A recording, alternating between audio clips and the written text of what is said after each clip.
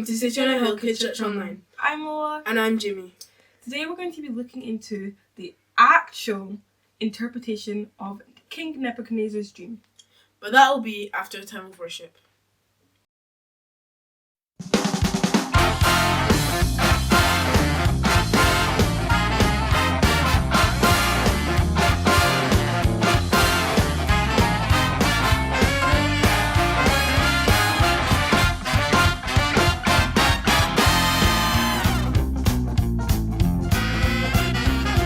My hope is built on nothing less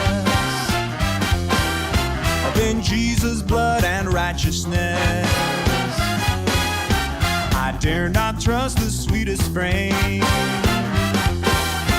but wholly lean on Jesus' name. On Christ the solid rock I stand. All of the ground is sinking sand. All other ground is sinking sand. All other ground is sinking sand. All other ground is sinking sand. So on Christ the solid rock I stand. Ladies and gentlemen, please welcome Denver and the Mile High Orchestra. When darkness veils his lovely face, I rest on his unchanging grace. In every high and stormy gale, my anchor holds within the veil. On Christ the solid rock I stand. All of the ground is sinking sand. All other ground is sinking sand. All other ground is sinking sand. All other ground is sinking sand. So on Christ the solid rock I stand.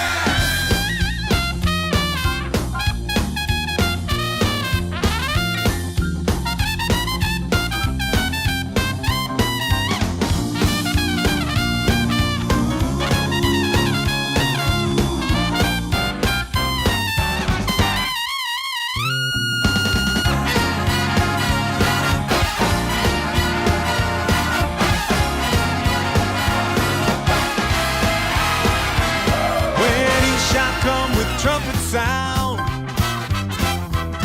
oh may I then in him be found,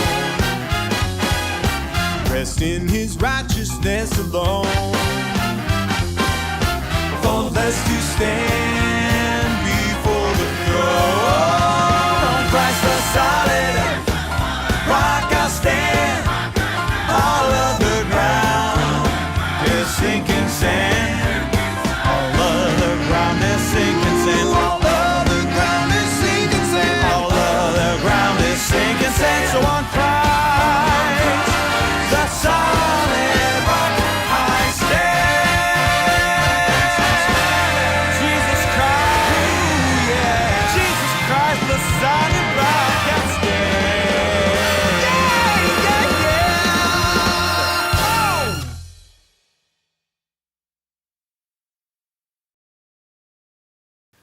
Last time, we spoke about how Daniel had told King Nebuchadnezzar what his dream was and interpreted it. This prevented Daniel and his friends from being destroyed with the rest of the wise men. But what was the actual dream that was so frightening? God had shown King Nebuchadnezzar this dream, which was what was going to happen in the future. You see, at that time, King Nebuchadnezzar, he was the most powerful man in the then known world. Daniel put it like this: King Nebuchadnezzar was the king over other kings. He was the one that the God of heaven had decided to give kingdom, to give power, strength, and glory.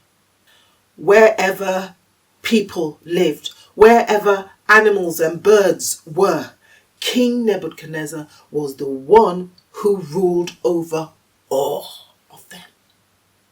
Right, to the dream. So King Nebuchadnezzar had seen a statue, a huge statue.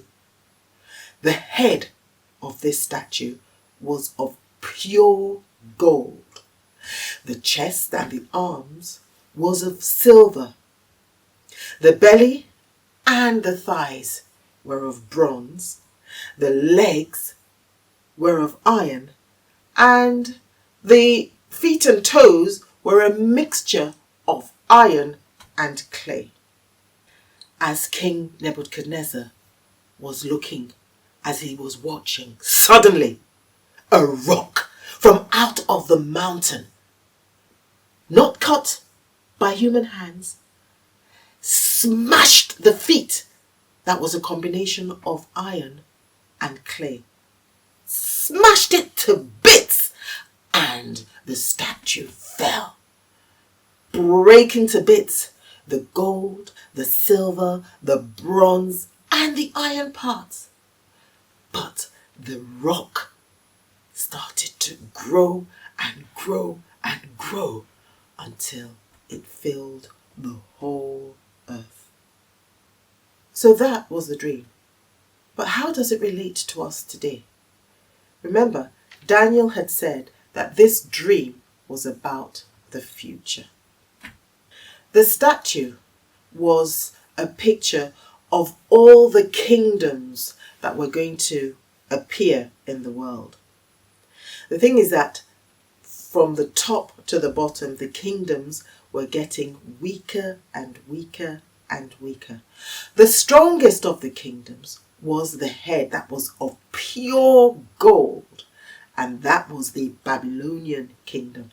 And that's the kingdom that King Nebuchadnezzar was in charge of. The kingdom that represents the silver chest and arms was the Medo-Persian kingdom. The bronze part was the Greek kingdom, and the iron part was the Roman kingdom. Now, where you have the mixture of clay and iron, that is probably where we are today. The rock is growing, and I'll tell you what that rock is in a minute. Before telling you that, where else have we read or heard about a rock or rocks in the Bible? There are loads of places that talk about a rock or the rock. And the rock represents something that is solid, reliable, sturdy, strong, steady. But most importantly, it speaks about Jesus Christ. And Jesus is all of these and more. Jesus is the rock of my salvation. He is the rock of our salvation. Jesus is reliable. It is this rock that will be the last kingdom. It's already here, and it's growing and growing and growing until it takes over the whole earth. And this rock, as I've said, is Jesus. Jesus' kingdom will take over the whole earth. And that's the end of the story. Hey guys, look! Here we have the statue from King Nebuchadnezzar's dream. We've got the head of gold, the chest and arms of silver, the belly and thighs of bronze, the legs of iron, and the feet of iron mixed with clay. And here we have the rock not cut by human hands, and woohoo! The whole thing falls down. So this is fun to make. So for this, you need 2 toilet roll tubes. The first one you need to cut in half, because that's to make your 2 longest sections, the legs and the chest. And the second one you're going to cut into 3 pieces, and that's to make our 3 smaller bits, the head, the feet, and the belly and thighs. Now, it is important, I've discovered, when you are cutting your toilet rolls up, make sure that you use a ruler so you cut them absolutely straight across, because otherwise when you come to try to stack them up, they won't stack, they'll just fall over. So, cut them out so you've got 5 bits for our 5 bits of the statue, and then you need to make sure you've got them arranged in the right order. So the head will be a short one, then you need a bigger one for the chest, then you need another short one for the belly and thighs, a long one for the legs, and a short one for the feet. And then you can start to draw your statue on. Now, it's not going to be very clear for you if I try to draw on my toilet roll tube. So I'm going to do one on here, and you can copy it onto your toilet roll tubes. And you can see that I have drawn out my 5 sections of tube so that we're getting the pieces in the right places.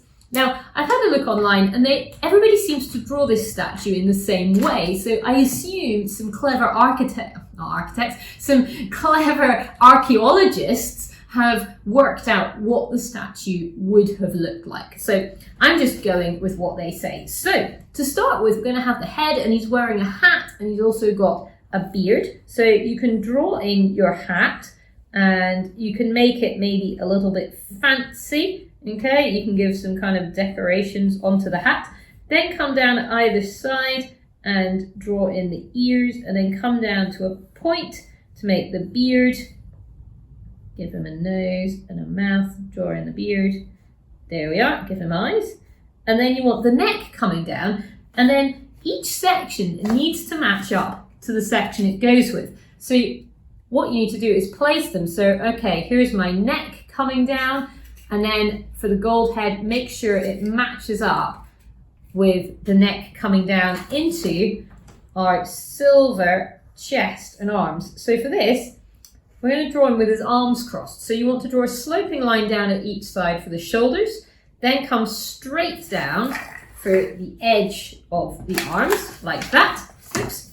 Then you want to come diagonally up slightly for the way the arms are folded. One arm is coming over the top of the other arm, so you just need to draw that hand peeking out there and that arm going into that gap, and then we'll draw the edge of the waist coming down there, and once again we need to make sure it matches up, so make sure your waist from your silver bit of the body matches up with the waist coming down into the little kilty kind of skirt thing that he's wearing. So have a line coming down each side, just going out slightly, and then give it a sort of scalloped edge along the bottom like that, and each time it comes up, just draw a line up like that to make sort of pleats. Then we're going to draw the legs, so go in slightly at the knee and then come in a curve round on the inside of the leg to make the thigh muscle. And finally the feet. For these, you want to come swooping in for the heel on the inside, follow that curve round, draw in 5 toes. Oops, I could hardly fit 5. Swooping in for the heel. 1, 2, 3, 4, 5. There we are.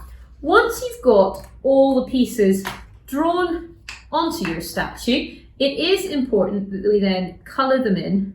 Oops, I've stacked this in the wrong order. There's my feet at the bottom. It is important we colour them in the right colours because it's very specific in the dream. Oh dear, I don't think I'm going to get that balance straight off. So the head is gold. So if you've got a gold pen, wonderful. Otherwise, you can just use a yellow. So our whole top piece is going to be gold. Then we've got silver. So for silver, you could either use a grey pen or you can just use a normal writing pencil. That is grey but with a little shine to it like silver.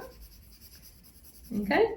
Then the next bit is bronze. So for that, you want a browny or an orangey kind of colour.